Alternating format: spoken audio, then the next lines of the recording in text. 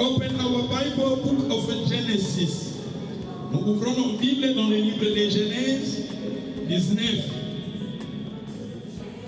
Nous sommes toujours dans le livre de Genèse. Le culte, nous parlons sur le culte, le vrai culte. Genèse 19. You can start to 1, then you can stop to 3. Genèse chapitre 19, verset 1 jusqu'à 3. Genèse 19, 1. Genèse 19, 1 jusqu'à 3. Les deux anges arrivèrent à Sodome sur le soir, et Lot était assis à la porte de Sodome. Quand Lot les vit, il se leva pour aller au-devant d'eux et se prosterna la face contre terre. Puis il dit, voici mes seigneurs, entrez, je vous prie, dans la maison de votre serviteur et passez-y la nuit. Lavez-vous les pieds, vous vous leverez de bon matin et vous poursuivrez votre route. Non, répondirent-ils, nous passerons la nuit dans la rue. Mais Lot les pressa tellement qu'ils vinrent chez lui et entrèrent dans sa maison. Il leur donna un festin et fit cuire des pains sans levain et ils mangèrent. Amen. Thank you. Merci. You can take seat.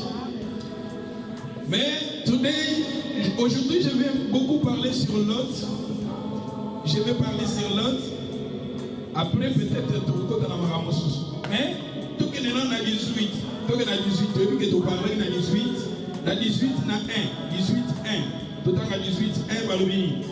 18, 1. Tout le monde a 18, 1. L'Éternel lui apparut parmi les chaînes de Mamre, comme il était assis à l'entrée de Satan pendant la chaleur du jour. Il leva les yeux et regarda, et voici 3 hommes étaient debout près de lui. Thank you. Nous sommes dans jusqu'à la 19.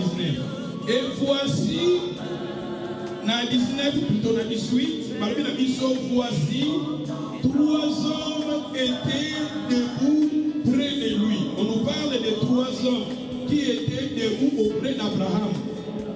Donc, on parle de la mission d'Abraham, ils étaient 3. L'Éternel apparut à Abraham, mais nous avons mis Abraham dans sous forme d'un ange, un bateau. Abraham. Parce que je vous ai dit, les lots des alliés, je pense que les alliés sont 4e, bien 5e, 6e dimanche, autres ont parlé pourquoi les cultes, ou bien le vrai culte. Mais Awa, ils ont parlé de 3 personnes. Mais tandis que ceux qui ont 19, ils ont parlé sur 3 ils sont des. Balobi, dans verset 19, les 2 anges arrivèrent à Sodome. Maintenant, ils sont les 2 anges. Où est maintenant l'autre? Parce qu'ils étaient 3. Alléluia. Amen. Passage important vraiment. Dans le émission, nous allons parler pourquoi les cultes qui, dans le 5e point, nous sommes des serviteurs dans le culte. Dans le culte, nous sommes des serviteurs. Donc, nous sommes dans le culte, nous sommes des serviteurs. Nous sommes aussi des serviteurs. Nous avons parlé sur. Nous proclamons la seigneurie du Seigneur. C'est-à-dire, quand tu as un culte, tu as proclamer la seigneurie de notre Seigneur Jésus. Et 7e exala pour résister. Lutter contre les diables, c'est-à-dire quand nous faisons notre culte, et ça va point oyo de colorer la main. Nous sommes sur les serviteurs. Nous sommes 4e, peut-être 5e point sur les serviteurs. Mais sur les serviteurs, pour le dimanche passé, tu vois qu'Abraham a été serviteur, mais il a été ami en Zambie. Alléluia. Autre fois qui est important, qu'on a pris ami en Zambie, à part nos serviteurs, qu'on a pris ami. Alléluia. Alléluia. Mais ce que nous avons dans l'histoire, il y a l'autre. L'autre aussi, il était serviteur, mais il était faux serviteur. L'autre, il était serviteur, mais il était parmi les faux serviteurs. Autant la formule la prière naïe. La formule la prière, il y a l'autre. Dans la 19, verset 1. Les deux anges arrivèrent à Sodome sur le soir. Donc par là qui, le soir, la ligue peut-être dans un malamboté. L'autre était assis à l'entrée du Sodome. Tandis que comme Sodome, bon, si on a appelé sa définition à comme Sodome et l'Ikoloba, brûlé, Batumba. Comme Sodome, vous ne savez pas ça qui n'a tombé qui m'a parce que comme Sodome et l'Ikoloba brûlé, enflammé. C'est-à-dire, awa, l'autre a fait que l'Ikolo a dit, l'Ikolo a donné essence. L'autre, c'était lui-même qui a fait le choix de venir habiter dans cette ville. Et il y a un moment que dans la période où les gens venaient dans Sodome, parce que dans Sodome, il y a une ville ce qui passait dans les villes de Sodome, c'était mauvais. Ceux qui ont dit que la méchanceté des hommes, parce que vraiment l'éternel avait considéré à ce qui passait dans les villes de Sodome. Et regardez l'autre, il était plutôt assis à l'entrée de Sodome. Quand il a vu les deux hommes, quand l'autre les vit, il s'éleva pour aller au devant des nations. Qui ont déjà dimanche passé. Il se prosterna contre terre. Dans le bac, il y a formule, il y a prière, formule, il y a culte. Ce qu'on a dit, l'autre, plutôt Abraham, na 18, 1 aux autres, et Saka Kandegi Moko. Je vous ai dit que l'autre, l'autre prière, et l'autre, c'était Abraham. Dans cette mission, la Bible, quand on parle d'Abraham, il était capable de montrer comment faire un culte à sa femme, à ses serviteurs. Je vous ai dit aussi, il a montré, même à l'autre, parce que l'autre, il était son aimé. Parce que la vie à Abraham, même Abraham, quand il était en Égypte, ils étaient avec l'autre. L'autre a eu qui prier, a eu qui la culte, pas à Abraham. Parce qu'il faut que nous amenions à se révéler pas à Abraham. Autre Bagenzamba, référence, il est le Dieu d'Abraham. Alléluia.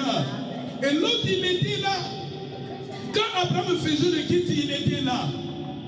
L'autre a appris comment prier. L'autre a appris comment adorer Dieu. L'autre, il savait cela. L'autre, il était parmi les vrais serviteurs, plutôt les serviteurs. Mais j'ai dit que l'autre, il était parmi les faux serviteurs.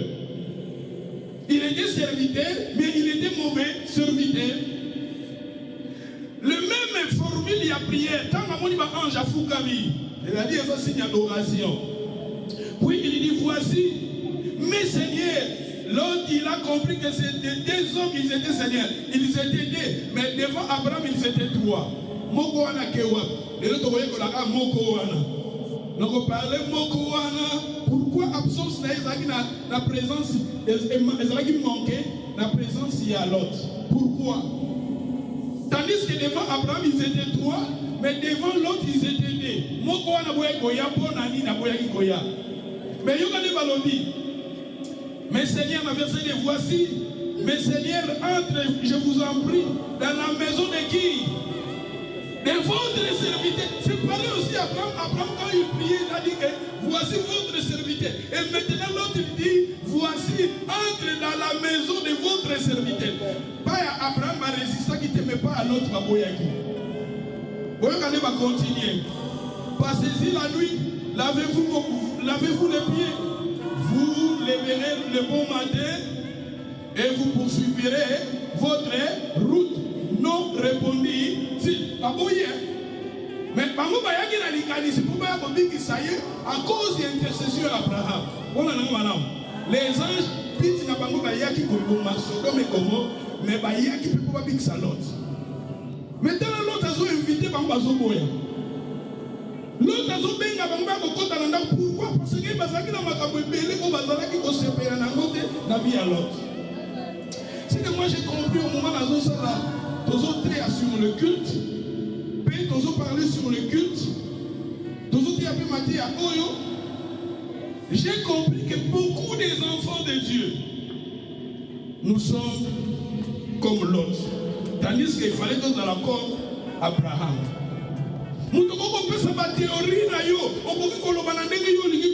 Mais c'est que moi j'ai compris. Mais c'est sincère devant Zambé. Tous les Abraham, tous les Lot. Parce que je vous ai dit que comme l'autre est Goloba, comme l'autre est Golobani, comme l'autre est Golobani. Avec comme l'autre est Golobani. Comment? Comme l'autre est Golobani. Hein? Ce qui est voilé. Comme l'autre est Golobani, ce qui est voilé. Ce qui est voilé, va voiler en mot. Comme l'autre est Golobani, voilé. Il y a beaucoup de signification. Nous avons médité la Bible et nous avons apôtre Démas. Apôtre Démas, parmi les apôtres de la Bible. Mais comme à un moment, il a abandonné apôtre Paul à Kenaïe, à Thessalonique. Parce que comme on a le peuple est souverain. C'est-à-dire que nous devons se périsser le peuple. Jusqu'à ce que la population, comme on dit la population, jusqu'à ce que, à mon avis, non, tandis que nous avons béni Miso, pour tout ça, les laïcs, tout l'anaïe, mais ceux qui pour tout se confondre dans le monde de Kéba. Vous ne vous conformez pas au siècle présent, mais soyez transformés. Apôtre, on a dit qu'il y a un Zambé, a dit qu'il y a un apôtre parce que il y a des gens qui n'ont pas se périssanini, Mokili, à se périssanini, bateau. L'autre a lobby parmi les faux serviteurs, parmi les faux adorateurs. Pourquoi? Parce que l'autre, là où il vivait sa vie, parce que c'était lui-même qui a fait à sa du choix, il y a un enfant d'Awapi, dans Sodome. Et je vous ai dit que l'autre avait dit que place où on a fait et affecté qu'il faut naïe et affecté qu'il faut à moi si naïe et affecté qu'il peut faut yanani yabana naïe. L'autre est confondé d'awana et dans la moni ba ange aya fukami ba ange baboyi mais le ola a supplié qui a bondé la qui bango ba passer nini ba continue ndako naïe. Mais quand ils ont entré dans la maison de l'autre, l'autre a dit au dans verset 3 balobi l'autre les pressa tellement qu'ils virent chez lui et entrèrent dans sa maison et leur a donné quoi? Un festin. Donc l'autre a dit une fête. Fête les hommes à bêter. Fête les hommes à bêter. Mais il faut que tu m'appelles à quatre fête. Ils appellent la distraction. Fête les hommes à la volonté à Zambé. Souvent distraction. Un jour, on a rendu maman Mogoboé. Maman a Azamosali dans Zambé. Maman a le biquet. Maman a Mosali dans Zambé. Nazo respecté ma casse. La bonne attente, la bonne parce qu'on a dit comment on est battu. Mais maman a le biquet. Batakakaye wapi na fit. C'est-à-dire batakakaye na poété, na ndenge spirituel. Yazo ibake batakakaye ezaka wapi na fit. C'est-à-dire que si ka fit ezra ezaka mingi si ka distraction. Yango ni ko Bible ezoloba ezana na Ecclésiaste bazoloba esemo ezali ko kenda ndako na matanga ko kenda ndako na fit. Pourquoi parce que peut-être raisonner gonzonga atala bien ndiko soka kufi bomonga peut-être bongi sa vie na nzambe na nzambe mais bazolo bana fête pourquoi na babi esembenga ko kenanda ko na matanga kenanda ko na fête pourquoi na fête parce que fête ezali ezesika ko bazaka mingi distrait et sika ko bazaka mingi distrait na bina batute ba kenaka ba fête te non. Mais là, on a parlé dans tout le monde a dit l'autre a une ambiance. L'autre dans sa vie, il était serviteur mais ambiancé. C'est pour cela, je vous ai dit que la vie de l'autre, il y a Sodome symboliser la vie spirituelle, il y a l'autre. Et si l'autre, il était sauvé, non pas selon la volonté de Dieu, mais c'était selon la volonté d'Abraham. Parce que c'était la prière d'Abraham. Il était son neveu. Papa et l'autre, parce que l'autre, l'autre papa n'a pas de Abraham. Ce que tangi histoire n'a pas papa n'a pas de Abraham. Papa ya Abraham azotambola Abraham dans l'autre bazokende quelque part. Ba comme ici comme papa ya Abraham tango akufi azoti que la l'autre na maboko ya Abraham. Abi Abraham soit soin ya neve na yo. Donc Abraham n'est pas dans le parcours naïf, il marchait avec l'autre parce que son père ne pratiquait la cahier. Souci que l'autre a la vie à bien, l'autre a la bien parce que la charge pour pratiquer la cahier. Donc l'autre a ce qui va privilégier par Abraham jusqu'à ce qu'il a béni. Je vous ai dit que l'autre a comme le troupeau, a comme le bien belé, et c'est pas c'est là qui s'est décidé que pourquoi qu'il est à gauche et qu'il est à droite. Il était béni. Mais l'autre a aussi décidé, et c'est qu'il y a quelqu'un qui va faire d'accepter sa spiritualité. Arrêtons de faire dans la vie de Ababi. Sodome, même l'Apocalypse, ils ont parlé sur Sodome. Livre d'Apocalypse, il y a Souka, ils ont se référé à Sodome. Ils ont la femme Jézabel. La femme Jézabel, elle est Kanaïkala. Mais ce qu'on a même dans l'Apocalypse, ils ont parlé d'esprit à Jézabel. Parce que, oui, l'autre, à Sodome, ils ont esprit qui est animé dans le moment où même dans le moment où la vie se pose. Esprit, le même esprit, ils ont pu comme ça. Alléluia. L'autre a qui serviteur, mais faux serviteur. Regardez l'autre, tout ça la culte naïe. Mais ils ont qui font culte. Yoga de continuer. Alaki Moutou Aligaki m'a fait timide. Yesu il s'agit d'abattre combien battements parce qu'on y a pas un zam mais pour baza bataba fête. Baza bataba ambiance. Nous avons pas fait une fête mais ce qui fait Tiboyo et que quoi il s'en va importance dans mes amis. Ce qui fait Tiboyo et le monanga na foi importance dans mes amis. Ce qui fait Tiboyo Jésus qui n'a fait. Quand on a fait Jésus qui n'a pas fait miracle battements qui pas nzambe.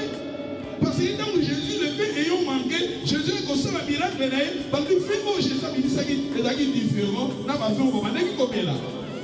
Mais c'est que ce qui fait dit, oh ils ont quoi ils ont le nom dans ba te belé ba so malade na moko la fête. Ba te belé ba kufa na moko la fête. Ba te belé fête et ça m'a bête mais fête oyo ils ont le terrain nzambe. Et ça fête moko ya malamu tout. Donc ba l'autre azaki ne muta fête. Balobi quand papa dit que ça la fête, elle que ça dit, elle que ça m'a le vin sans levain, le vin sans levain, mais tandis que Abraham, alobi bazolani babomaniama. Abraham différence c'est ça que Abraham a dit qu'il babomaniama. L'autre a bazo ça la fête mais tout éviter. Fête puis cause à mosani ama na katia. Mosani ka babilo ko kauka. Parce que bazo ko parler na biso le pain sans levain. Mais tandis que le pain sans levain, ils ont symbolisé sur Jésus. Pain sans levain. Les villes, dans la Bible, symbolisent le péché. Les villes, dans la Bible, symbolisent le péché. Il y a même ma potolia qui a célébré que l'ango, ma pawana, et ça la les villes dans la parce que les villes dans la Bible, ils ont symbolisé le péché. Il y a un ça là, le pain sans levain, c'est-à-dire, pain, ils ont symbolisé Jésus. Jésus-Christ a dit, je suis le pain des femmes. Mais Jésus, oui, il a le pain sans levain, mais Jésus-Christ n'est pas mort ici. Il présente Jésus, mais pas mort. Mais tandis que dans l'histoire, il y a Abraham, quand Abraham a commandé, Bazwa Nyamakitoko, il y a ma faute dans le premier né, et ils ont symbolisé que la Nakoyo Abel a salagé. C'est-à-dire, ils ont symbolisé la mort de Jésus parce que dans l'Ombaka, notre évangile est basé sur la mort et la résurrection. Matthieu a dit que si Jésus n'est pas mort, si Jésus n'est pas crucifié, notre évangile est vain. Et votre foi aussi est vaine. Matthieu a dit que ça basé sur Jésus. Nous présentons les gens Jésus. Toujours parler sur Jésus. Quitte la mission fait à la base sur Jésus. Toujours présenter la mort de Jésus, la résurrection. Mais tandis que qu'on a Azan à Jésus, mais Jésus n'est pas mort. Différence il y a moi.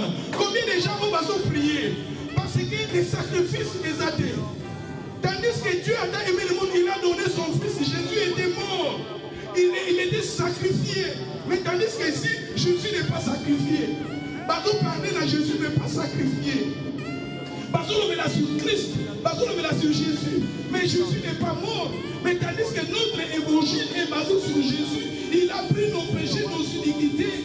Il était pendu au bois.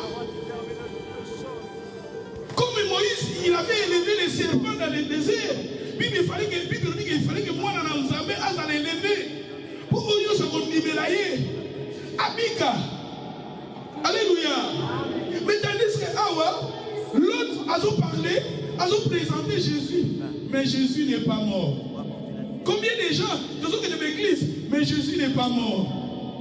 Combien de gens, tu ne sais pas dans l'église, à ce moment la culte, mais il est pour à ce moment il y a tout des gens qui ont fait.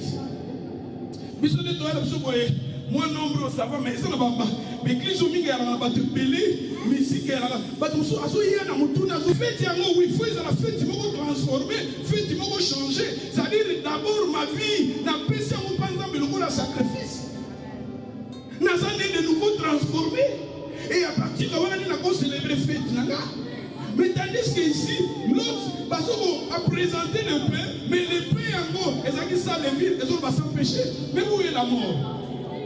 Où est la mort? Parce que même quand ensemble, à ce qui Isaac va offrir Isaac, Isaac est symbole. Il y a la mort de Jésus. Bien sûr, Baboma dit Isaac était, mais ça va présenter l'agneau. L'Éternel pouvoira, je vais agir.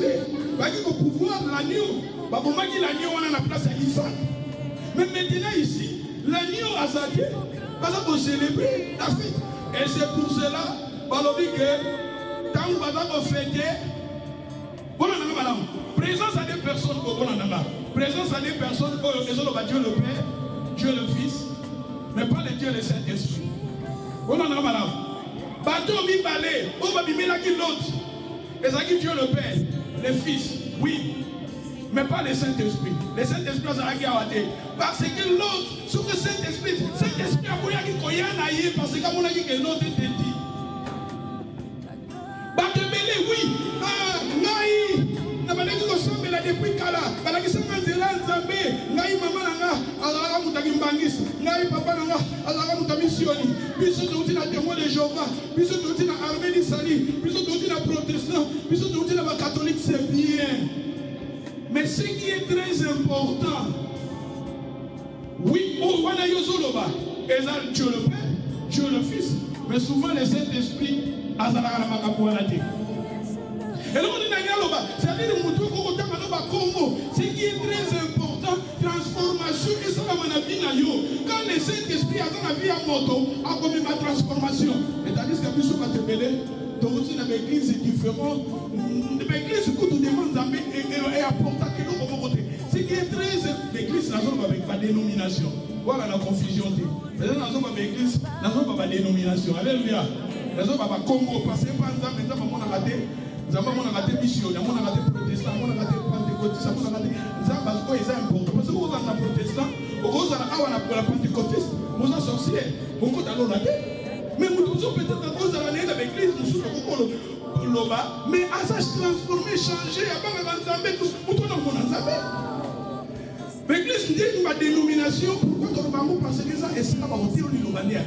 Avantage, il y a plus de côté la vérité.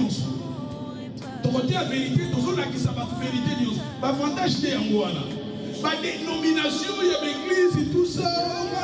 Mission d'Ingaï, catholique Ingaï, Arménie Salingaï, Naouti l'église de l'éveil, Naouti nous sommes ma orthodoxe, nous sommes devant Zambé. Ce qui m'était ma ezapeta ma orthodoxe, parce que orthodoxe c'est les vrais enseignements. Mais tandis que ceux qui n'ont pas les vrais enseignements, au monde non Zambé. Au catholique est universel. Comme catholique, l'église est universelle. C'est-à-dire que tant que l'apôtre a dit que l'église est et bandaki wana catholique. Et où tu wana quelque part, quand tu sais pas ma doré, Marie, il y a mon église protestante, protestant, ça qui prêtre, Martin l'idée. Martin l'idée, mais non. Foi la mission fait à la base sur Jésus.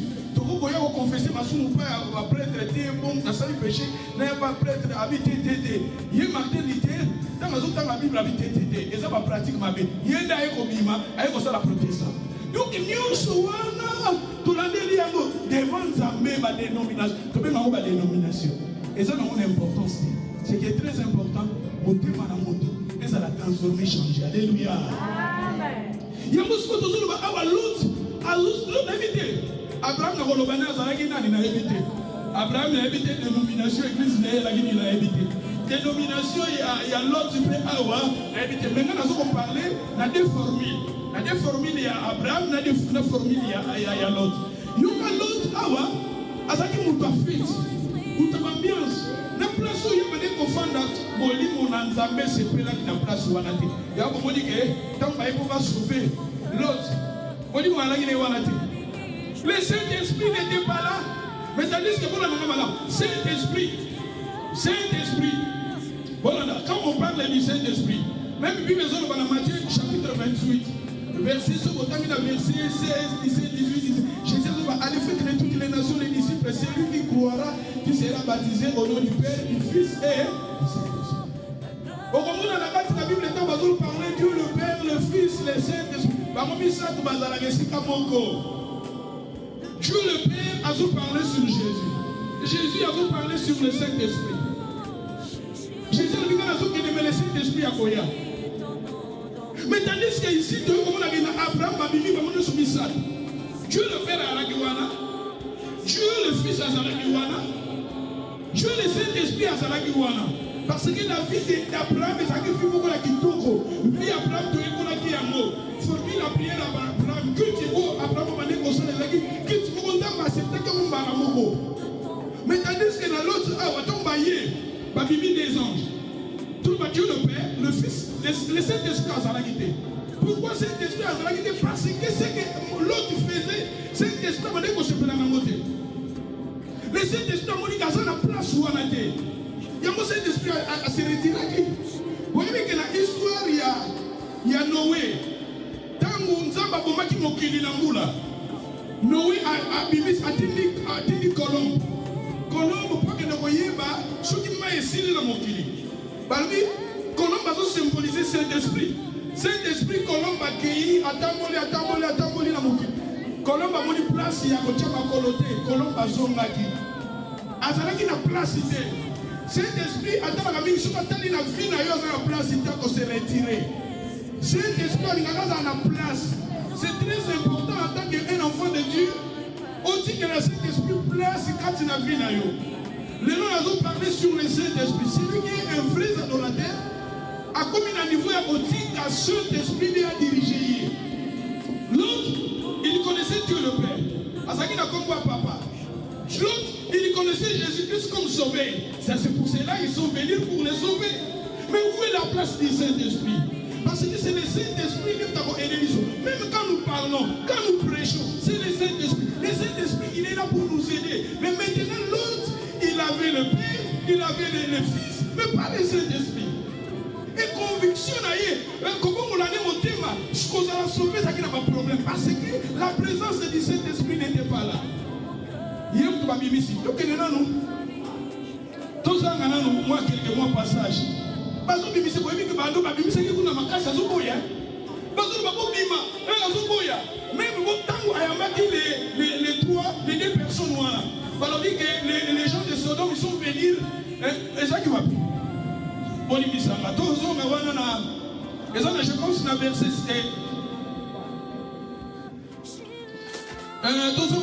8. Non. Bon, on a verset 5. Donc, ici, les gens de la ville, ils sont venus depuis les petits jusqu'au plus grand. Je sais qu'ils appelèrent l'autre lui dit, où sont les hommes qui sont entrés chez toi cette nuit? Fais-les sortir vers nous. Dans la bataille Sodome. Fais-les sortir à connaître, les gens ont des relations sexuelles. Mais l'autre sortir vers eux à l'entrée de la maison, ferma la porte derrière lui. Il lui dit, mes frères, je vous en prie, ne faites pas de mal. Voici, j'ai des il n'est point connu. Donc, il est capable de délivrer même ses filles. T'as la fille à papa. T'as la papa. Les gens de Sodome, qui ont menacé parce que quand il était là. Quand on faisait, on partait pour faire le même Makambo Bazosara. L'autre, il était aussi parmi ces gens-là. C'est pour cela qu'on va attaquer. Il y a comme et quand il disait cela, ses filles étaient là. Papa, il a livré Bissot. Combien de gens ont dit que Batoumi ne peut pas protéger de l'eau, Batoumi ne peut pas protéger la spiritualité, on va livrer ma famille là-bas. Batoumi ne peut pas protéger la spiritualité là-bas, peut-être pas comme un fond spirituel, pas comme qu'on livre pas dans la bango, pas comme qu'on livre pas si la bango, pas comme qu'on se livre, Batoumi. L'autre a dit que étant dans le babou, est-ce que la mouture il y a un mot qui est dans le méditer jusqu'à ce que pas dans l'autre. Parce que là qui est pas comme tourner contre papa la bango. Ils étaient là parce que tant que papa la bango nous avons une décision sur eux à sacrifier bango. Parce qu'il manque de la présence de Dieu. Manque, il y a Saint-Esprit quand il a vu à papa sur l'autre parce que combien de gens total on la gana comme Yesu, total on la gana comme Nzambe, mais total on la gana Saint-Esprit. Combien de gens, combien de chrétiens, soi-disant nous sommes des enfants de Dieu. Oui, nous avons Jésus. Jésus, Nabala Yesu. Oui, c'est bien. Naï, Nabala Osambe la depuis qu'à oui, on a peut-être Dieu le Père, oui, on a le Fils, le Sauveur, mais où est le Saint-Esprit? Il faut pas la mise. Pas Abraham, ils étaient trois. Et maintenant, où est maintenant l'autre? Où est le Saint-Esprit? Où est le Saint-Esprit? Dieu voulait sauver l'autre. Jésus voulait sauver l'autre. Mais où est le Saint-Esprit? La personne qui a le Saint-Esprit, sa vie est transformée. La personne qui vit, qui a Jésus, qui a le Père, qui a le Saint-Esprit, il est renouvelé, transformé. C'est ça. Tous à Abraham. Mais dans le Bible, tous à Abraham, tous à Lot. Lot a moni pour défendre le bateau. Pour livrer bananaï. Il y a un moment où va continuer coup toi. Bateau va s'agir va dire qu'on paye va dire pas prendre coup de fond il y a donc l'autre. Et ça va. Est-ce que la terre va dire que c'est pas si les couteau. Et ça va. Et voici seulement le fait de et si comme je pense ce que tu as fait parce que la sélectionné va verser. Balobi que va signifier les gens de Sodome et Gomorrhe, balobi va bouka. Il y a un tableau. Hein? Non, 11. Balobini, ancien temps, il y a 11 Balobini. Ils frappèrent d'aveuglement les gens qui étaient à l'entrée de la maison, les plus petits jusqu'aux plus grands, de sorte qu'ils se donnèrent une peine inutile. Mais avant Wana, moi je pense avant Wana. Avant, on va frapper d'aveuglement. Quand cet étranger est venu chez nous, il maintenant tout ça va quelque part voilà. L'autre avec violence s'avancèrent pour briser la porte. Ah, il parlait avec violence. L'autre avec violence. Qui a dit à l'autre d'aller venir habiter dans cette ville? Parce qu'il aimait cette ville-là. Combien de gens? Oui, tu as dit Jésus. Oui, tu as dit Dieu le Père. Mais fille autres ont mené. Et ça fait beaucoup de temps se prendre en côté. Mais si quand même ils te ont fanda, et ça si la cette esprit se prendre en côté. Combien de gens? Tu comment même venir tu te le parapluie anti-soleil. Oui, anti-parasol-soleil. C'est-à-dire que parapluie à la nature, n'a pas mis pour les hommes de la nature pour les hommes protéger. C'est comme un anti-matéria. Matéria, il va y sans effet. Pour gagner, c'est-à-dire que nous n'avons pas besoin spirituellement, à ce niveau, nous avons la anti. Oui, matéria, il est dans la bas et que. Il y a un moment de Saint-Esprit, il y a qui n'a vu à l'autre idée. Est-ce qu'il y a danger? Saint-Esprit, il y a qui n'a place idée. Na Abraham, ils étaient trois. Na ba chrétien, nous va transformer des. Au monde, il y a banda qui n'a débit. Ba fondement, il y a l'émotion dans le bas qui est. Moutou a zobé nzambe papa. Aza moutou yo. Parmi les vrais adorateurs adoreront les pères. Les pères, c'est-à-dire pour papa comme Andam et Nabiso, il faut n'abotama. Là, ça va renouveler, changer. Il y a mon ami qui est Abel, comme Abel, il y a qu'on va faire père. Il y a qu'on va faire père, mon pépé. Il y a mon ami qui ce qui est né de l'esprit, va père symboliser le Saint-Esprit. Abel, elle-même, Azaki, enfant de Dieu, né de nouveau. L'autre voilé. Combien de gens voilés voient? Parce qu'on a voile. Il y a un moment Jésus sur la croix, on va papa dire que c'est bon pour éviter parce qu'on a voile. Pas chrétien belé, soit disons des chrétiens, mais voilés. Et ça n'a pas pu nous rebeller à mon kilisou quand abisso. Et on va pas belé, va désirer belé à mon kilisou pour empêcher tout ça. Aux autres, on a combat Jésus. Vous voyez, pas comme Jésus-Christ est le Père de vie. Jésus-Christ est l'agneau de Dieu. Jésus-Christ. L'autre va présenter Jésus, mais pas sacrifier. La personne qui présente Jésus sacrifié, moi aussi je suis, même moi-même aussi je sacrifié. L'apôtre Paul, il a dit ne vous conformez pas au siècle présent, mais soyez transformés. Donnez vos corps comme un sacrifice. L'autre ici, il a présenté Jésus, mais pas sacrifié. Combien de gens, n'a vraiment, oui, pas comme va passer, oui, pas comme l'église, oui, pas comme l'église, c'est bien.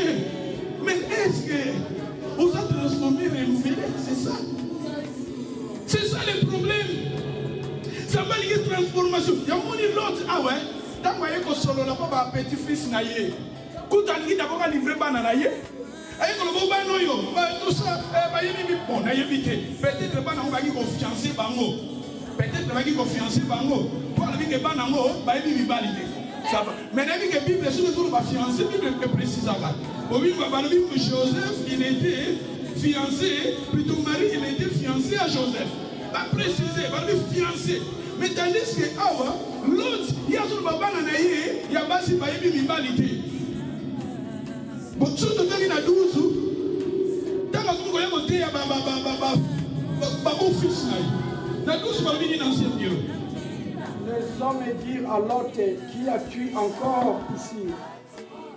Gendre, fils et filles et tout ce qui t'appartient dans la ville, fais-les sortir de ce lieu.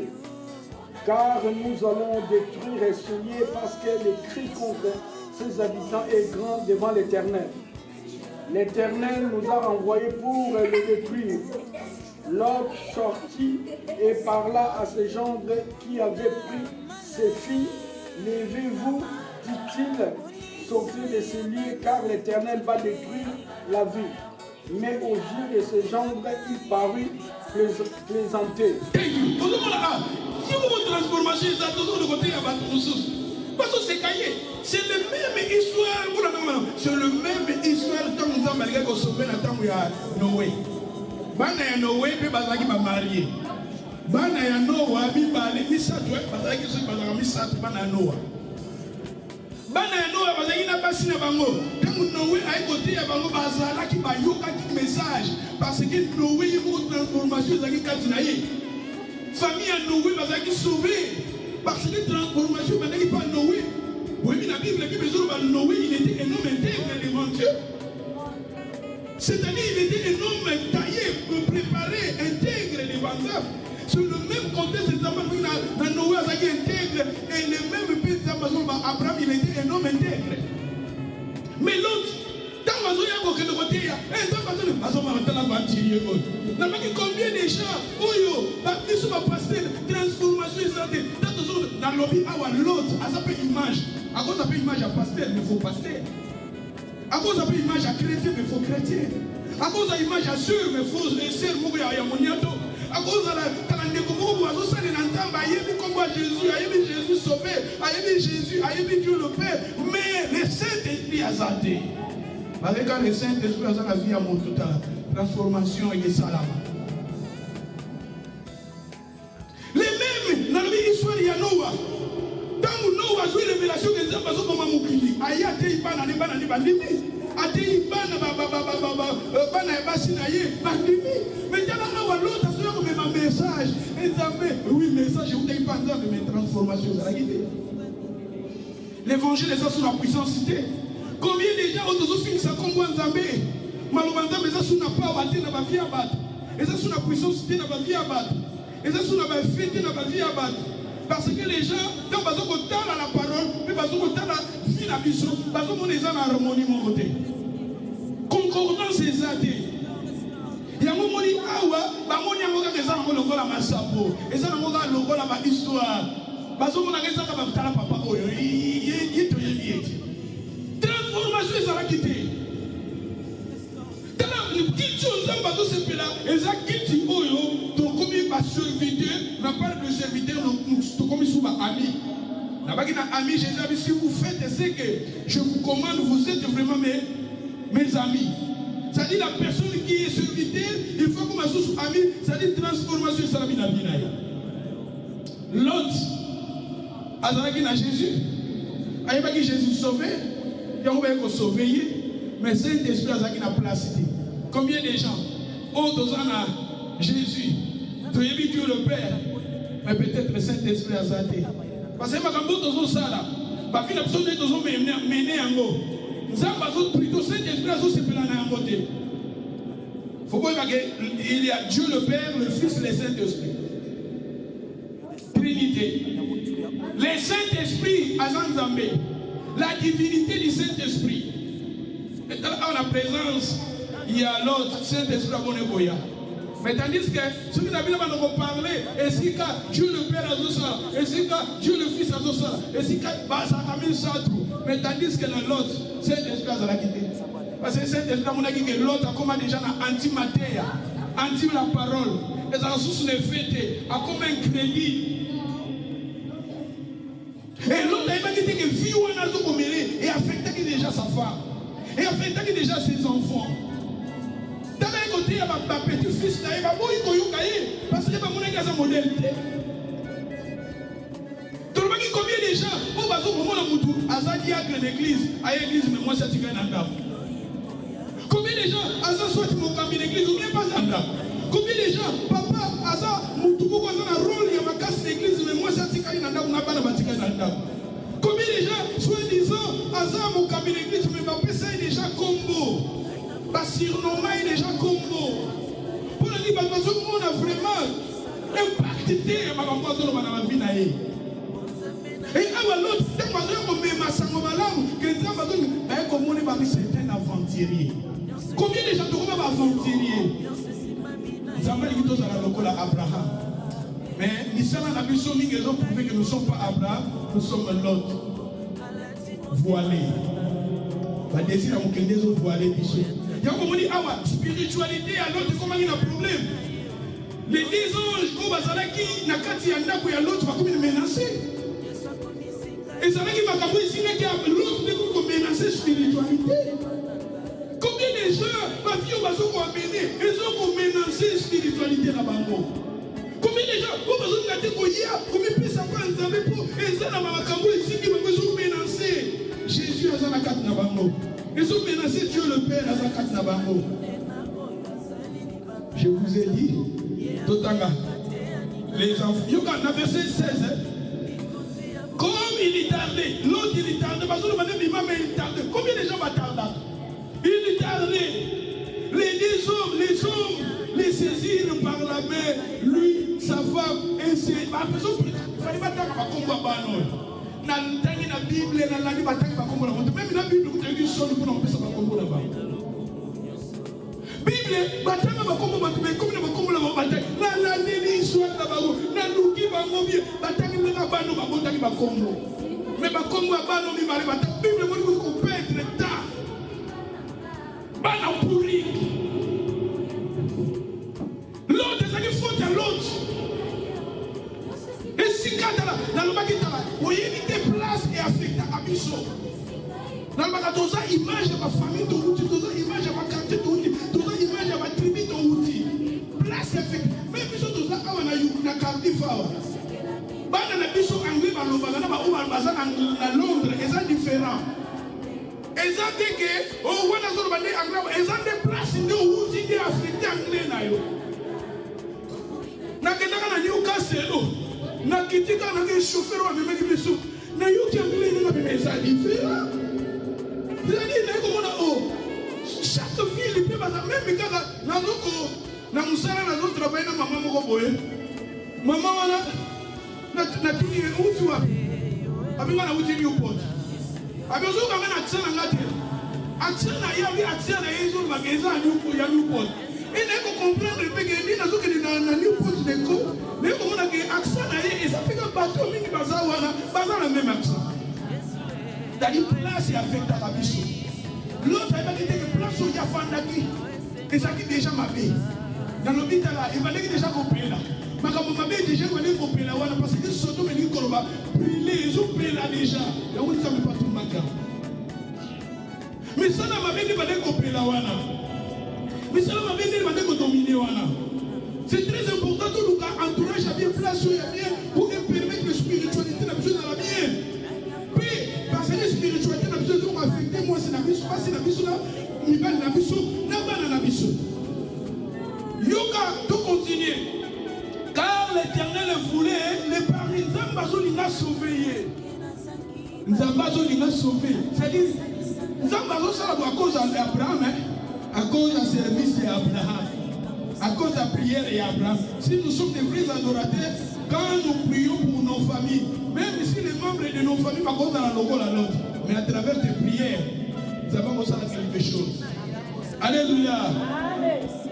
Yoga, logo la zone tardée va si bien que tu vas bien ma bible ici dans ma casse. La disciples va lui après l'avoir fait sortir, va tuer dans ma casse. Il y a des gens mais pas tout souvent quand on a ma casse à Mémio. Na makabi zamba kanga na makasi oboko sambe la mezamba chipa problème moko boye et nyonga bali kosala zamba soto na makasi pourquoi tu sosa roza soka zabie ba tu somo na epa nzamba za déjà na malade oyende poza na malade parce que vous dites zamba mimi na makasi parce que vous êtes na malade que ngo yate muso asali accident nda yepa nzamba vous dites zamba kwesi parce que si vous passez un accident là tu ne peux pas y aller. C'est-à-dire quand Nzambe a sauvé Nzambe, sauvé Misope na makasi. Alléluia. Et c'est très important que vous n'arrivez pas à Nzambe. Ce qui va nous retarder, yo so na makasi sali ni misa na sauvé là. Mais ce qui est ça n'a moi pas si content là que bana ya lot. Na tota na bana ya lot na verset 30. Na 32. Tu peux même commencer le 31, ancien période, dans le 31. L'aîné dit à la plus jeune, notre père est vieux et il n'y a point d'homme dans la contrée pour venir vers nous selon l'usage de tous les pays. Viens, faisons boire et du vin à notre père et couchons avec lui afin que nous conservions la race de notre père. Elles firent donc boire du vin à leur père. Son père, il ne s'aperçut ni quand elle se coucha, ni quand elle se leva. Le lendemain, l'aîné dit à la plus jeune, voici, j'ai couché la nuit derrière avec mon père, faisons-lui boire et du vin encore cette nuit, et va coucher avec lui afin que nous conservions la race de notre père. Elles firent boire du vin à leur père encore cette nuit-là, et la cadette alla coucher avec lui. Il ne s'aperçut ni quand elle se coucha, ni quand elle se leva. Les deux filles de Lot devinrent enceintes de leur père. L'aînée enfanta un fils qu'elle appela le nom de Moab, c'est le père des Moabites. Jusqu'à ce jour, la plus jeune enfanta aussi un fils qu'elle appela du nom de Ben-Ami, c'est le père des Ammonites jusqu'à ce jour. Thank you, merci. Monisiko, bana obazu di kalisio wapi. Mitu deje bibaka. Bana obazu di kalisio wapi. Monisiko yo, c'est que l'autre avait semé les ongeliers. C'est est-ce que dans tout autour, on a tout la ville où on vit dans la vie. Mais moi, nous déjà, tout le monde déjà, déjà.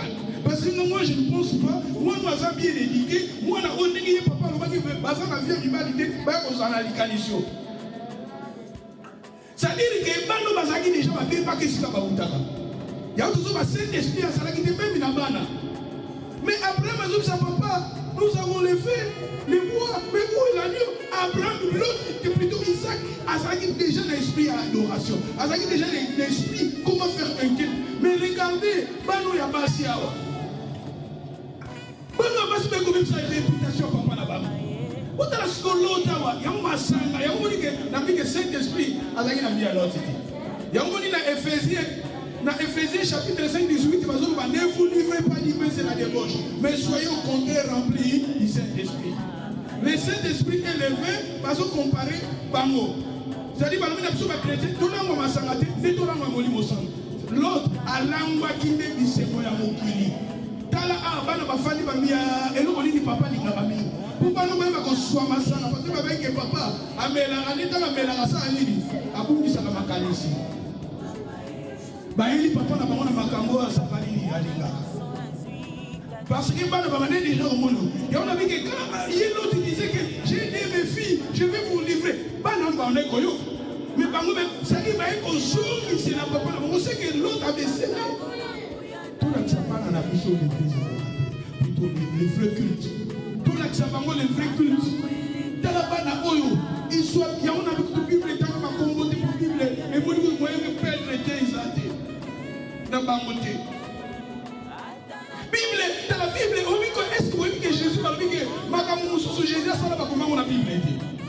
Mais comment on a tout là, quand tu as combo et ma fille, ça on va perdre l'espace à mon pied, c'est très important la Bible pour balongola comme Makamou sous Jésus ça. Il y a un petit combo na bangoté. Pour passer la Makamou tamba c'est pour la bangoté. Bakoko on tana papa na bango.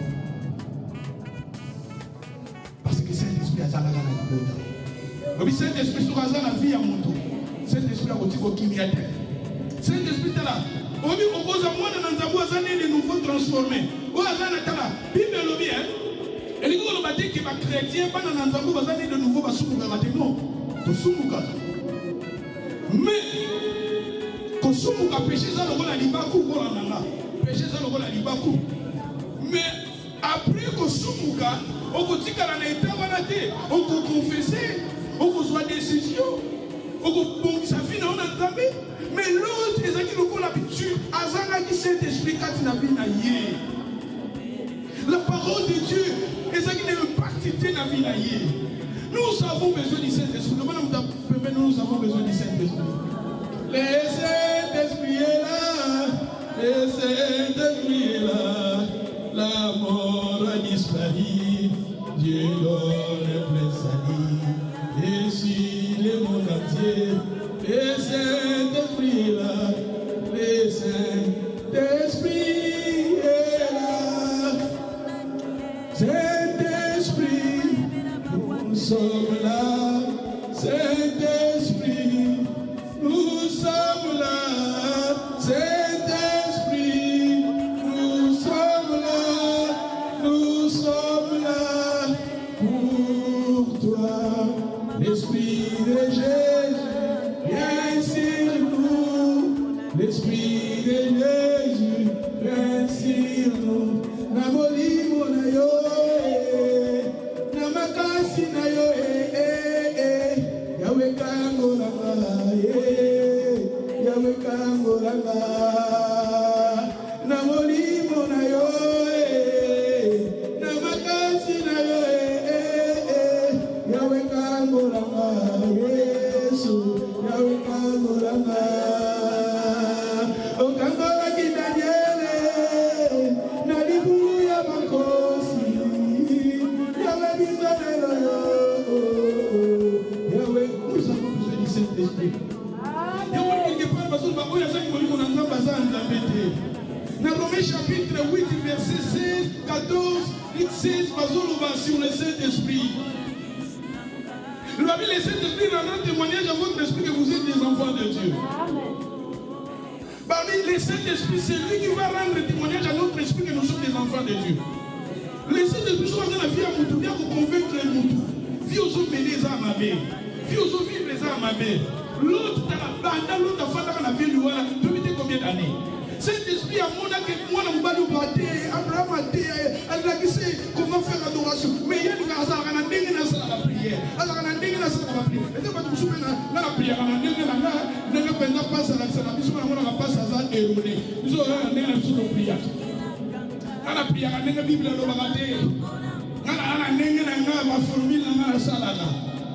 Les cultures, les vrais cultes, il faut Moutou. On va la transformer. Les vrais cultes, il faut la nuance en accord. Les vrais cultes, il faut le Saint-Esprit. L'autre, c'est qui sauvé, mais pas le Saint-Esprit. Sa femme, beaucoup de temps, parce que ça a zoboya. Moi, c'est l'autre, maman, tout bima. Moi, c'est l'autre, combien de bandits va tout ça, Jésus m'a dit. Vous voyez pas, il fallait Jésus a transformé, a changé, au Saint-Esprit a changé, il m'a dit. Maté, Mimi, ça a même parti. Au comment anti-Maté, anti la parole, ils ont la parasoleil. Moi, ils ont se protéger. Nous, les uns, on se protéger. Même nous, là, ils ont même parti. La parole de Dieu, ils ont même parti dans la vie. Il faut que ça, on la lente. L'autre a une partie, même dans la zone terre, combien de gens fixent ça comme combien de gens fixent ça comme église, vous fixez ça comme Jésus, vous fixez ça comme église, vous fixez ça comme pasteur. Parce que l'autre a qui va voiler, ça n'a pas poussé à décider les autres voilés, même il a banane. Il va quitter que vie, il a mené ambulance, et des autres les tours. On ne va pas te mêler, les gens vont foutre à Marambo, Bamba Salah. La zone raisonnée, c'est que le ban est l'autre. Ce qui est bandit l'église. Vous l'avez malade. Bandit l'église. Parce que dans la terre, dans la fin de la bonne autre, c'est que l'autre a un pasteur. Bandit l'église. Montez que si vous êtes en parole à ma mère, vous pouvez préparer les images à ma mère, vous préparer ma histoire à ma mère pour se rencontrer. Vous avez malade, moi. C'est-à-dire qu'on raisonne que ceux qui bandent l'autre, nous devons faire dans la bonne bonne. Les enfants biologiques, tout un comportement à l'autre. Keba, Makabuba no basalaki on a kati ya petit te baye ba bazo sala. Ba papa belé bazo semer ko bazo récolter ko ba semer ki papa na bango. C'est que l'autre a joaki a kuki, ça ko ya semer ki tanga so ba na livrer bi. C'est-à-dire Bible écoute tanga ko Bible tangité. Et ils ont déjà vu à l'autre. Avec déjà qu'on livre bananaï quelque part. Avec déjà qu'on se l'a sur le bananaï. Sur la famille naïe. Il y a un famille qui va réfléchir, va dire Bisoka papa. Bisoka papa. Donc il n'est pas papa. Quand on se dit la rabat dans mon bananaï, pas papa. Alléluia. Tu as besoin de Saint-Esprit. Saint-Esprit dans son abisso. Tant qu'on en a vu,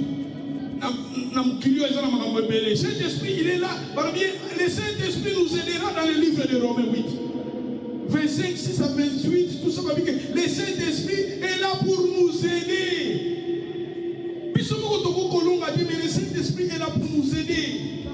Et on dit que l'autre, oui, Azaki n'a Dieu le Père. Oui, l'autre, Azaki n'a Dieu le Fils, Jésus. Ayabaki Jésus, sauvé. Mais où est la place du Saint-Esprit? Le Saint-Esprit, il y a la Bible va bénir.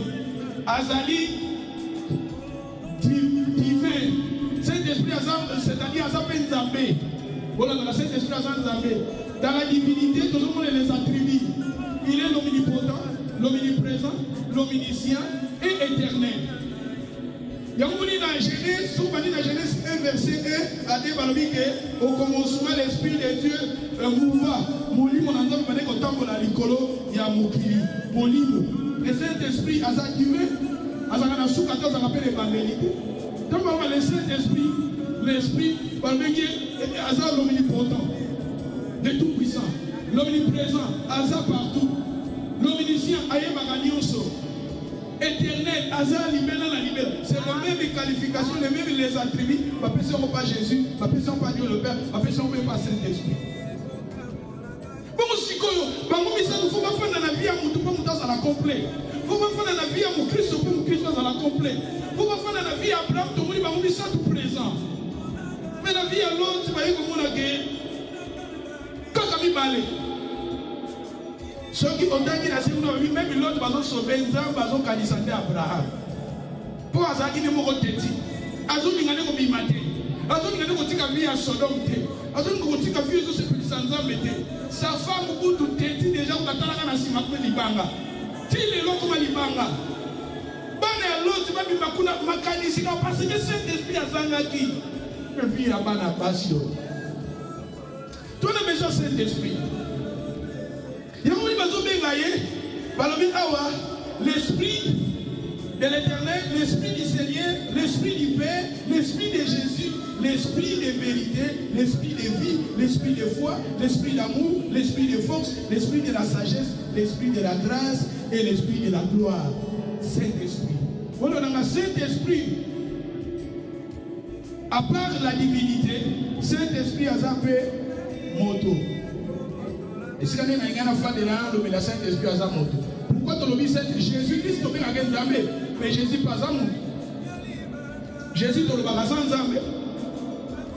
Maintenant, on va parler Jésus à Zambé, tout le monde va dire Jésus à l'Embaki. Mais tandis que on va Zamba l'Embaraté. Jésus-Christ, tant que vous avez la Bible Jésus a marché du Coloazo. Voilà des hommes, Jésus, on Zambé naïe. Il y a une confusion. Jésus a Jésus a 100% Moutou, 100% Zambé. Quand Jésus va dans le bazar, il faut pas que ça fait à Moutou. Moutou a souka comme elle est silaka. Et soukaka. Mais quand on compte sur divinité en Zambé, l'omnipotent, l'omniprésent, l'omniscient, Jésus-Christ au monde là-bas tribu en Azanamo. Saint-Esprit peut comme Jésus a dit Moutou, Saint-Esprit pas à Moutou. Si on a dit que tout est dans le verset, quelques mois passage tout le temps, tout est dans les Corinthiens. 2 Corinthiens chapitre 13, verset 14.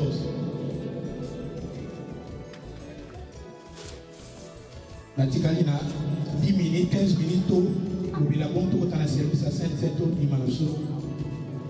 2 Corinthiens chapitre 13, verset 14.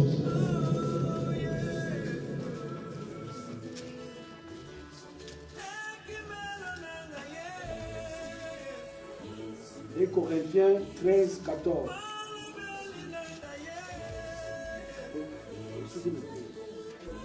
Tanga 13.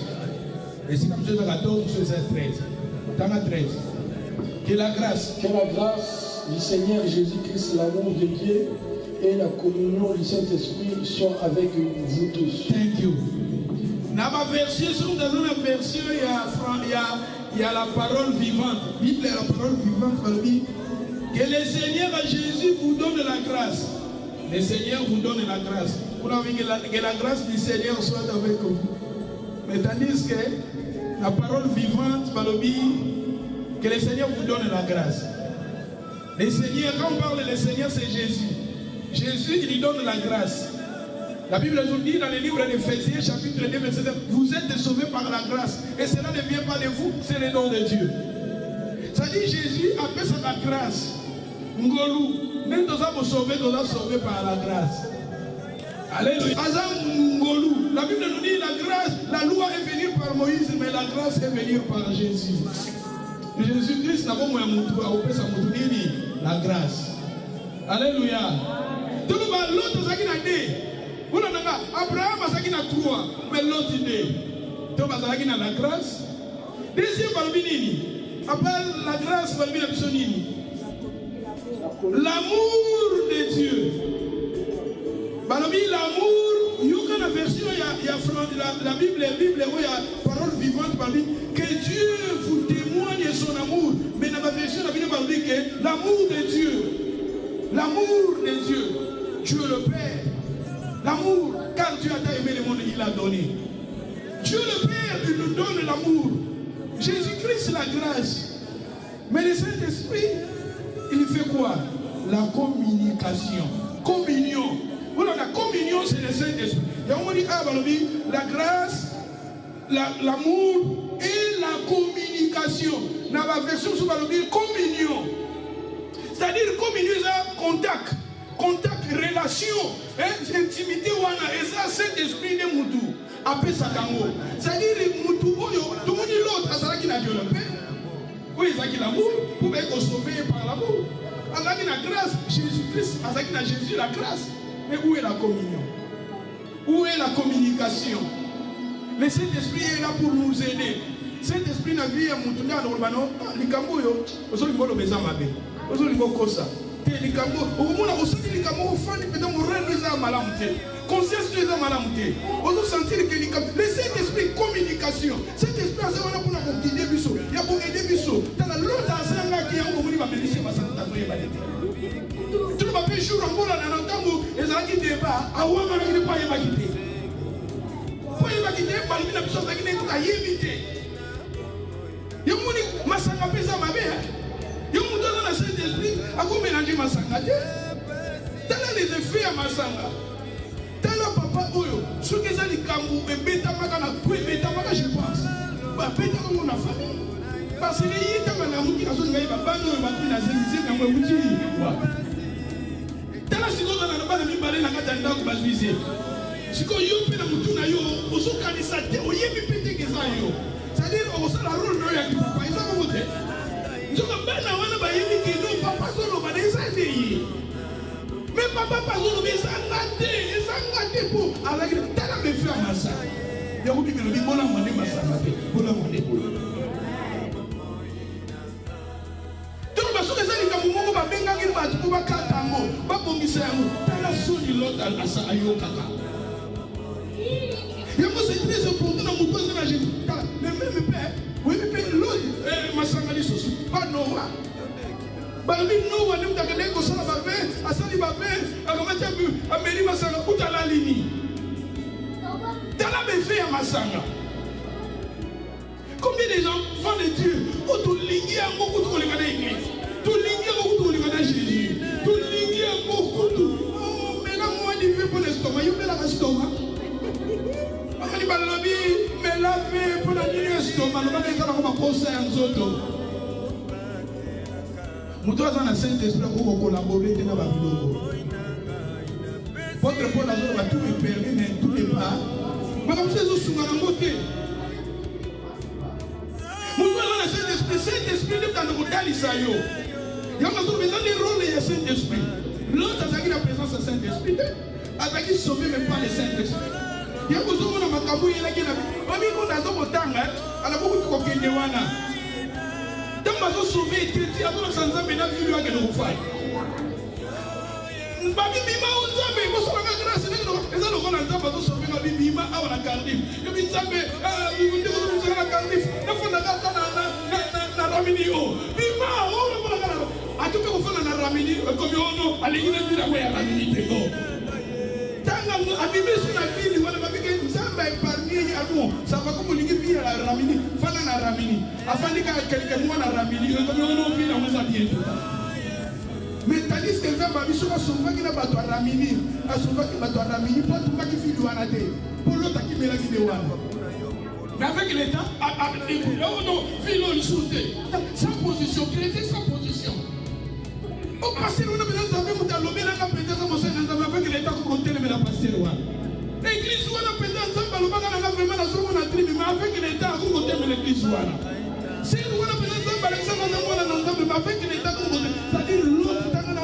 Amen.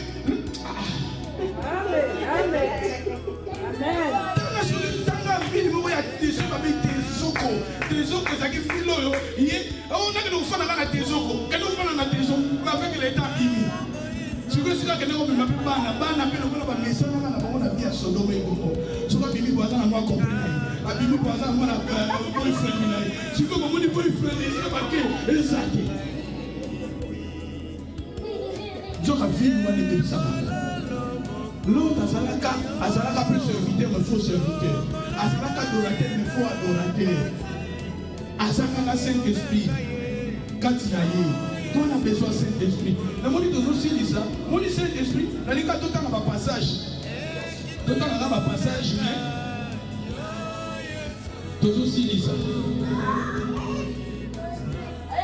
Oh, il y a ça pour la Saint-Esprit. Oh, ce que tu ne peux pas faire au Saint-Esprit, premièrement, Congo ça a été Acte chapitre 5, verset 3. Acte 5, 3.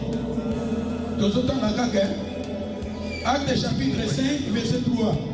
Pierre lui dit, Ananias, pourquoi Satan a-tu rempli ton cœur au point que tu m'as acquis? C'est-à-dire, tu ne peux pas, en tant qu'un enfant de Dieu, tu ne peux pas mentir au Saint-Esprit. Regardez Ananias, ils étaient aussi des chrétiens au sein de l'église primitive. Mais qualification de mon avis, parce que les adorateurs, ils l'autre. Bateki nous na bango, bateki mabele na bango moko. Et nous on dit des gens qu'il faut partir dans le bongo, il fallait vous présenter pour le baquet. Bongo yo o biso to boni selo, ba projet la biso yango. Ba yeko ça. Combien de gens autour ma koko ça? Na muso exemple metozo ko ça. Ba chrétien metozo ko ça. Yango na lobi na biso l'autre. Tanga moni ba abi na tinde la bino bana na mi balé. Oh baza bana déjà bazaki na ba boyfriend na ba.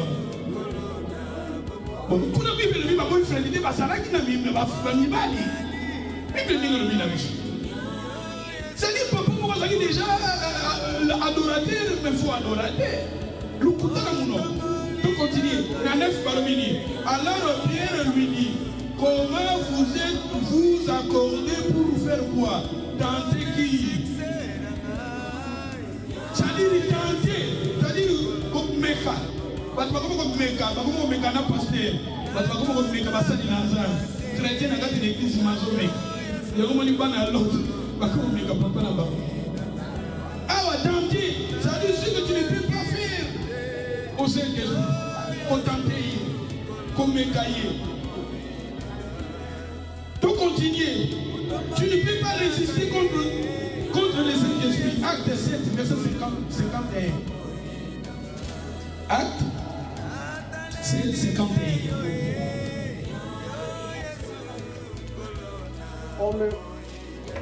Homme au cou raide, incirconcis, du cœur et d'oreille, vous opposez toujours au Saint-Esprit. Ah, vous opposez. Au Saint-Esprit, c'est-à-dire la résistance. Combien de fois, quand le Saint-Esprit nous parle, nous résistons. Nous résistons. Il y a un moment où le Saint-Esprit n'a vu à l'autre, il y a un moment où Jésus quand ça va un crédit. Même si on dit manété. On dit manété. Mais tandis que Abraham a yabi bateau, babibi bazoli afandi na pembeni, babibi bazotambola ensemble. Tala climat wana mais il y a l'autre des problèmes. Si batomboli eko. Ba memi mutu na makasi, tala ba ange, ba memi mutu na makasi. Batomboli na makasi na banani na mosi na batomboli ba memi si bango. Et comment on va bitumba oh? Pourquoi pas sauver bitumba? Combien de gens on va comment bitumba? Vous avez maté bibi asili que le pasteur. Comment on va bitumba? Le pasteur va dire que c'est pas maté à terre. Ça va se sauver yo. Bon de maté quand le Seigneur nous parle, le Seigneur nous parle à travers sa parole pour nous sauver. C'est-à-dire un jour va nous sauver l'autre. Et comment il va bitumba? Va me mettre dans ma case. Pour me mettre dans ma case, il faut ça va tomber là va me mettre dans ma case. Combien de gens mais aussi que la passer la bateau pour passer la terre comme un amour pour sauver Vinayo. Nayebi Sakabino Lisolo, il y a pasteur Moko Boyaloti, Asim Chibishwaka. On appelle ça Likambo, Chibishwaka la Loti. Avec pasteur Moko a se retrouver et Moutoumoko va se retrouver dans la carte de fer.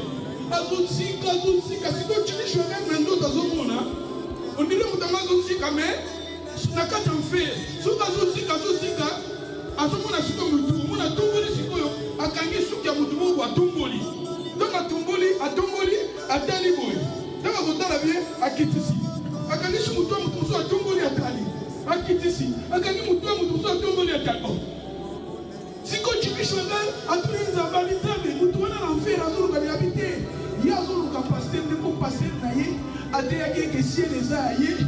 Les gars, vous compris ça, vous avez l'ensemble, tout ça, vous savez l'ensemble, vous soutenez. Yé, à ce qu'on passe la paix, c'est en silence que l'eau là, et ça y est. À bon moment, on a monté ma tête, mais avant de couper ça, on a yé. Il y a moi, ce qu'on a se retrouvé dans le fait. C'est quoi tout le monde a passé, n'a pas besoin de tout le monde a mis tout, on a passé le point déjà, mais on a été passé dans l'enfer. Si vous passez dans un enfer, c'est-à-dire que quelqu'un parle pour le passer la chira qui est. C'est-à-dire qu'au Kabila Nzambe, il faut l'accompagner pour un changement. changement à la biso. Il y a besoin de temps de les vrais cultes, de la question Jésus, de la question louange, de la question adoration, mais de yépe la biso moko. C'est-à-dire qu'il n'a pas sa vie comme transformation. Il y a un discours et que comme un vrai culte devant ça. Tant que l'autre a ça la culte, mais culte moko, et ça qui a malamité, et ça qui a cococaté. Et donc il va dire que sauver Dieu le Père à ça, le Fils à ça, le Saint-Esprit à ça. Tout le monde va parler sur Dieu le Père, le Fils, ensemble. Mais ah ouais, comme il a présence à l'autre, il parle qu'à bailler. N'attristez pas le Saint-Esprit, ne résistez pas au Saint-Esprit. Ephésiens chapitre 4, verset 30, aussi. Nalika tout temps atanga pour clôturer la 6 partie. Ephésiens 4, 6, 30.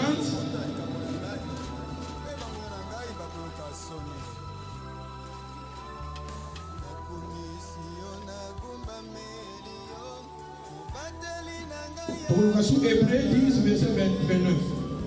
Vous allez passer pour ça, la moi, lecture.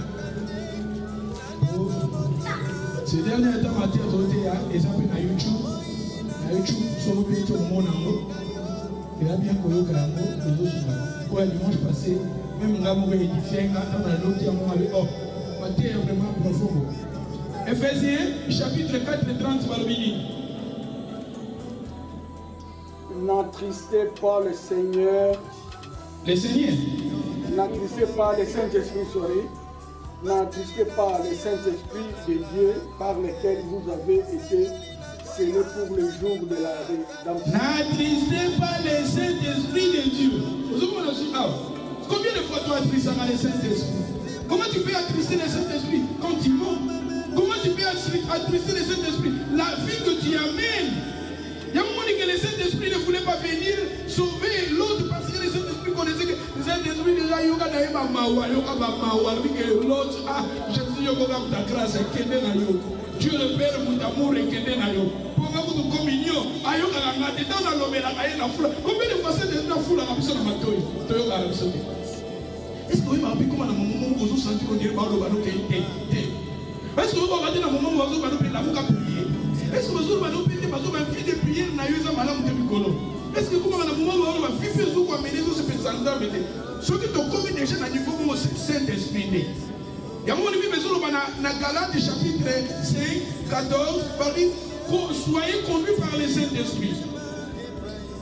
Dans Romains, Romains 8, si vous êtes conduits par l'Esprit, vous vivez. Mais si vous êtes conduits par la chair, vous mourriez. C'est-à-dire que quand vous êtes en molimo, et que vous êtes mais quand vous êtes en autre, vous êtes en l'autre. Azaka qui Saint-Esprit.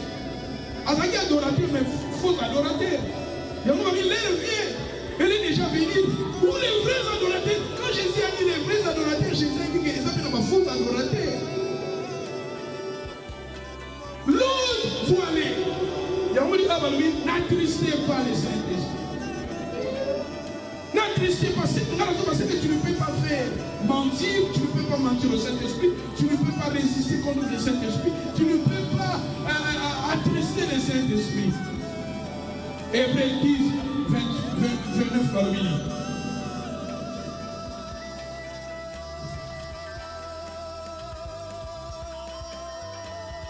Voilà la taille des anciennes.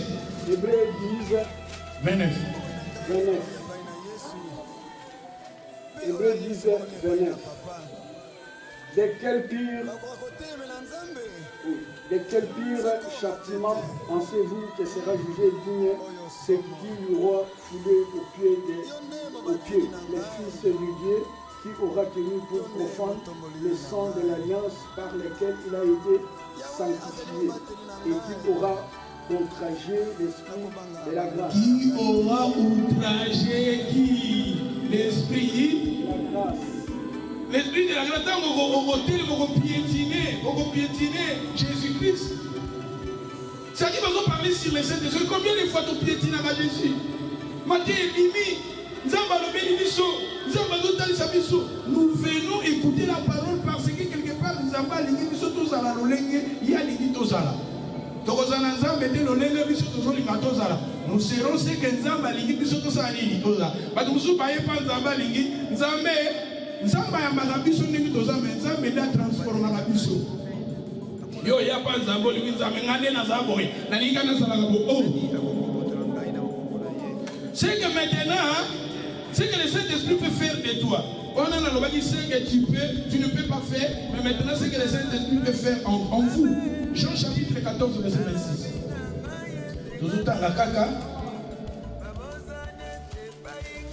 Pour dimanche, Zoya a parlé maintenant la Seigneurie de Jésus. Jean 14, verset 26. 14, 26.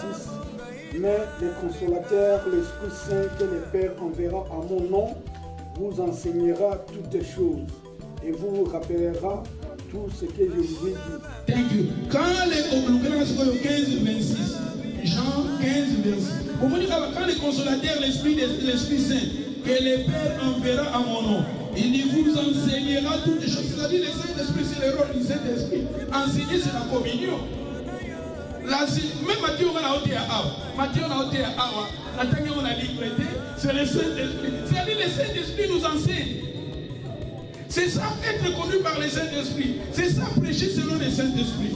C'est-à-dire, ce que je vous enseigne, et ça la vérité, c'est l'Esprit de Dieu qui nous enseigne. Saint-Esprit, on a la biso, enseignaka.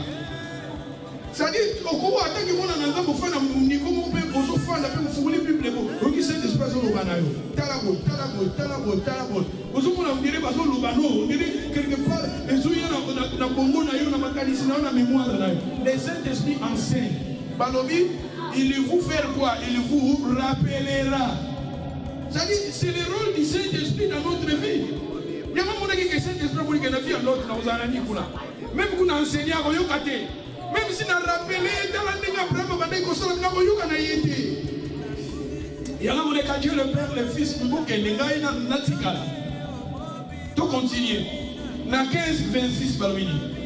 Quand sera venu le consolateur que je vous enverrai de la part du Père, l'Esprit de vérité qui vient du Père, il rendra témoignage de moi et vous aussi. Le Saint-Esprit, il ira témoignage. C'est-à-dire quand le Saint-Esprit est dans la vie de quelqu'un, il commence à rendre témoignage. Tu vois maintenant les avantages dans le Saint-Esprit. Il y a un autre dans le Saint-Esprit. Tout en 16-8. Je pense aussi d'ici, dans 16-8. Et quand il sera venu, il convaincra le monde en ce qui concerne les péchés, la justice et le jugement. Ça, c'est le rôle du Saint-Esprit. Dans la vie de quelqu'un, la personne qui a le Saint-Esprit dans sa vie, le Saint-Esprit va te convaincre. Tu fais du péché, le Saint-Esprit, quand tu vas l'hésiter à communiquer dans sa vie, à confesser. Le seul moyen de se purifier devant Dieu, quand tu prends la décision de confesser, et tu prends la décision de laisser. La femme prodigue, il a péché, mais quand il a pris décision, à cause de papa, c'est plus là qu'il a. Ça va l'égiter, tout cela, même dans Mos, le Seigneur veut qu'on mette les bagou d'éléments. Choix décision, personne n'a pas promesse d'ailleurs. Tant qu'on a la vie, on va se faire.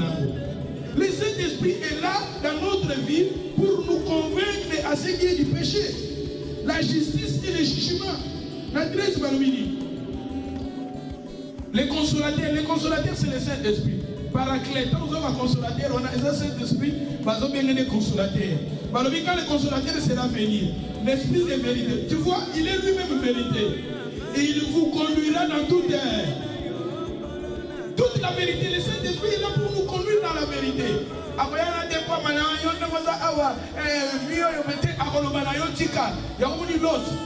l'autre, combien de fois nous sommes en ensemble, tous parmi l'autre.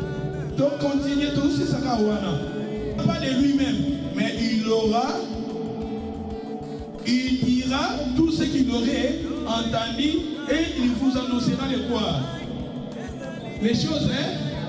Mon Saint-Esprit, Azana pour la Wolaxaba, le Saint-Esprit est là.